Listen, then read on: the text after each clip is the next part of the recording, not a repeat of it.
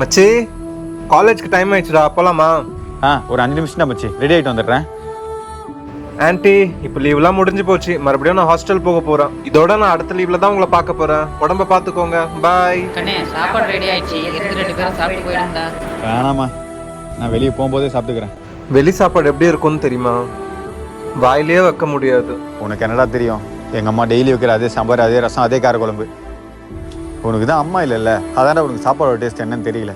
நம்ம எங்கன்னா போகிற வெளியே எங்கன்னா சாப்பிட்டுக்கலாம் வா. நீ சொல்றது உண்மைதான்டா. எனக்கு தான் அம்மா இல்லைல்ல, அதனால தான் சொல்கிறேன் அம்மாவோட சாப்பாடு மிஸ் பண்ணிடாதன்ட்டு. எனக்கு அப்பா அம்மா யாருமே இல்லாதனால தான் நான் ஹாஸ்டலில் தங்கி சாப்பிட்டுட்டு இருக்கேன். அந்த கஷ்டத்தை பார்த்ததுனால தான்டா சொல்கிறேன், தயவு செஞ்சு அம்மா கையில் சாப்பிட்டு வா. தம்பி, டேய் தம்பி, இனிமே ஆண்டின்னு கூப்பிடாதப்பா, அம்மானு கூப்பிடு.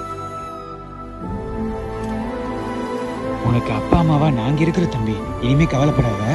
சரிங்கப்பா.